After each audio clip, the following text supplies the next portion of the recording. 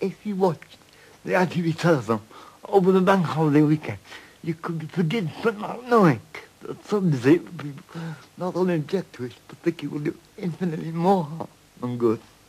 100 years ago, we were allowed to do our own begging. Now we've got to have the live TV stars to beg for us. I think that's despicable in the 1990s. Outside the High Court of London Weekend Television, disabled people get an alternative perspective to the telethon.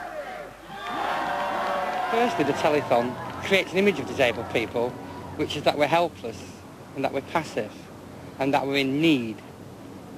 It doesn't go on to say how that need's been created. It doesn't go on to say, you know, why are we in this position? It makes no analysis of that. I'm getting increasingly more angry at this kind of event, telethons, children in need, etc., comic relief, and the way they portray not just disabled people, but all people who they assume to be dependent, and the way they encourage passivity. And that really is counterproductive, and it's time that people stood up and said, we don't want any more of this.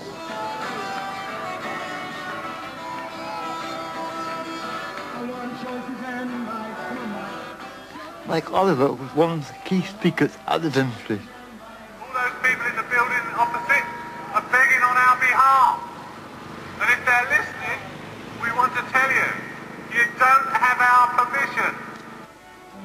Chris Tarrant was one of the main presenters of the telethon. What did he think of disabled people's objections?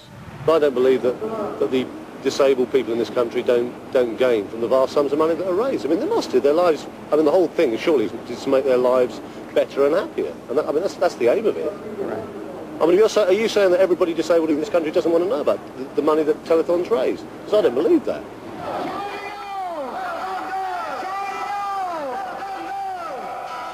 Are the demonstrators just a vocal minority? We're here to stay, and next year there'll be $1,000, $2,000, $3,000. You can't afford to ignore disabled people any longer. The reality is, of such events as that's been organised today, that it's a jamboree to promote the careers of individuals like Chris Tarrant. Every couple of years it's an opportunity for guys who, one way or another, earn lots of money out of this industry to put something back to other people. It's an amazing event. People come from all over the country. They work for 27 hours non-stop, and it raises huge amounts of money. Telethon last year raised £23 million. Not enough to run the health service for half a day. Is it really necessary to use purely emotive imagery for fundraising purposes? You have to be careful, certainly with things like the films that are shown, that obviously the films are trying to attract people to spend money which goes towards disabled people. I think in the main the people who organise telethons, whether it's on ITV or BBC, are very responsible about it. I think they try hard to present an image that that is acceptable. Perhaps you're saying it's not. You don't think that the tendency to pull on the heartstrings and not to inform people? I think that's true. I think they definitely pull hard on heartstrings, but I think if you've only got a day and a half to raise as much money as you possibly can, I think pulling on heartstrings, sadly, is the way to do it. I make no bones about the fact that the telethon is an emotional experience. I don't think anything's wrong with that. I think what we're trying to do with the emotions is have a sense of empathy. What we're not into is a sense of pity, because I think that is counterproductive, both for all the wide variety of groups who are trying to help, and also counterproductive in raising the funds.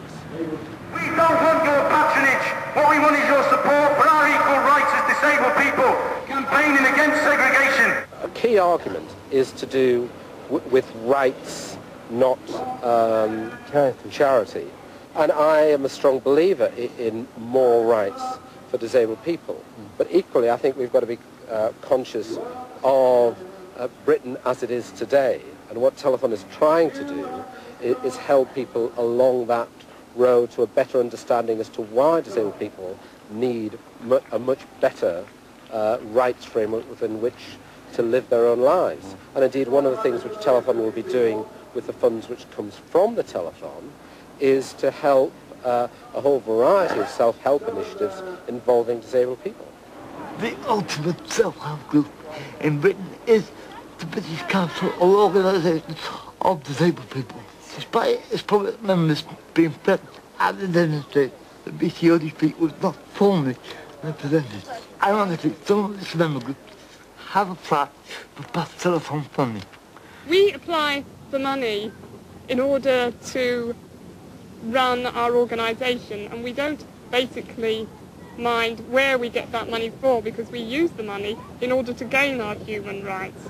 And the organisation is controlled by disabled people. Even if the means of getting the money isn't to your liking, you don't mind taking it? I don't think we like going to charities for any money.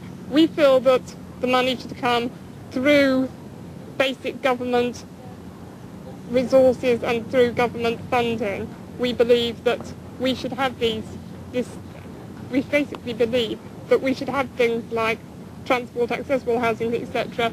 through a government right, and not through charities. Now, groups like BCOD have an Thursday. The disability movement has set up a campaign for public relations. I think in the past what's happened is charities have always argued that they're the only people who can receive cash, and they're the people who can do it. I think what we're saying now is that we realise that we need to set up an alternative way for people to give. It's not that we don't want people to give, it's that we want people to give for the right reasons, to the right causes. What I'm saying to the general public is that now you have the choice about the way that you give. You can choose to continue to portray us as helpless, deserving crips, or you can see us as people involved in the civil rights struggle. And it will depend on your decision as to, which funds you donate to in future. And that's what the message that we're really trying to sell.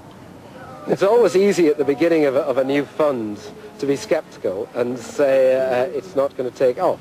I wish the fund well, but in the meanwhile, I think that what Telethon can do in actually giving support to a whole variety of different charities and self-help groups in Britain will remain valid and relevant as we go into the 90s.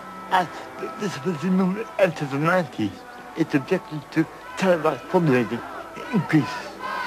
Wouldn't it be nice to have 27 hours of television a year, unbalanced, just coming from the disability movement? Wouldn't it be nice if the disability movement could explain its position over 27 hours in a year? I think we'd get a lot more support than television ever got.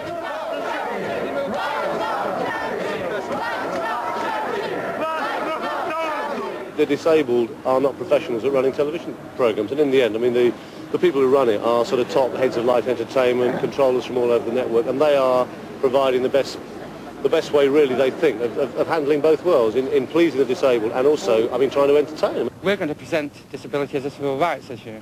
We're going to present disabled people as strong, as angry, as proud, and people give money to people who are strong, angry and proud. People give money to Nelson Mandela.